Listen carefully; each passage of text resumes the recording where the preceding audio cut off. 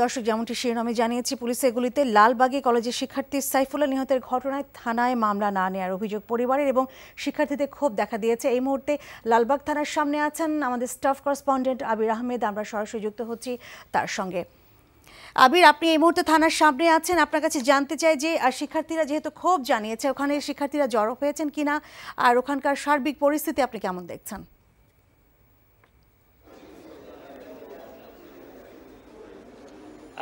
লিনা, এই যে গত 18 জুলাই আইডিয়াল কলেজের শিক্ষার্থী সাইফুল্লাহ নিহত, পুলিশের গুলিতে নিহত হওয়ার ঘটনায় কিন্তু সন্ধ্যার দিকে তার পরিবার পরিজনরা এখানে এসেছিলেন মামলা করতে। পুলিশ সেই মামলা না নেওয়াতে তারা কিন্তু ক্ষুব্ধ হয়েছিল এবং তারা স্থানীয় শিক্ষার্থী যারা ছিলেন সমন্বয়ক তাদেরকে বিষয়টি জানান।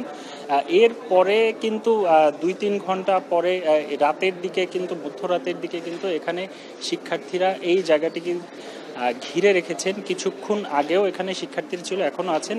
এই বেশ কিছুক্ষণ আগে এখানে বৈষম্য বিরোধী ছাত্র আন্দোলনের সমন্বয়ক সার্জিস আলম এবং হাসনাত আবদুল্লাহ কিন্তু এখানে এসেছেন। এখানে সার্বিক পরিস্থিতি কিন্তু এখন স্বাভাবিক রয়েছে। এখানে সেনার সদস্যরাও রয়েছেন এবং এখানে সমন্বয়করা যেটি বলছেন যে তারা মামলা এখানে কেন নেওয়া হবে না, পুলিশ কেন মামলা নেবেন না। আরেকটি বিষয়ে আপনাকে বলছি যে যে শিক্ষার্থী নিহত হয়েছেন তার বাবা যেটি বলছিলেন, সেই শিক্ষার্থীর শরীরে কিন্তু 71টি গুলির ক্ষতর চিহ্ন পাওয়া গেছে। আরেকটি বিষয় জানিয়ে রাখি, এই মামলাতে কিন্তু সাবেক প্রধানমন্ত্রী শেখ হাসিনা, সাবেক সেতুমন্ত্রী ওবায়দুল কাদের সহ আওয়ামী লীগের বিভিন্ন যারা মন্ত্রী ছিলেন এবং পুলিশের যারা ঊর্ধ্বতম কর্মকর্তা এবং ডিবি প্রধান হারুনার রশিদ সহ আরও অনেককে এই মামলার সাথে যুক্ত করে মামলাটি করার জন্য মূলত তারা থানায় আসেন। যেটি নিহতর বাবা যেটি বলেন যে তারা মামলা করতে আসার পরও মামলা নেওয়া হয়নি।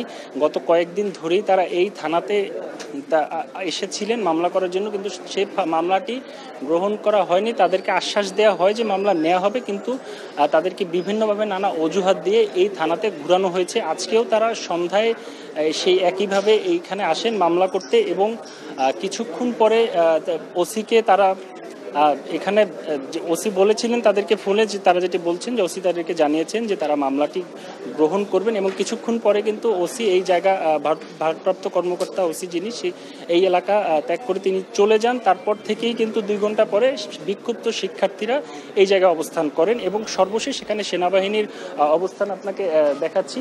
পরিস্থিতি মোটামুটি এখানে স্থিতিশীল রয়েছে। এই ছিল আমার কাছে সর্বশেষ। লিনা, লালবাগ থানার সামনে থেকে যুক্ত ছিলেন আমাদের সহকর্মী আবির আহমেদ।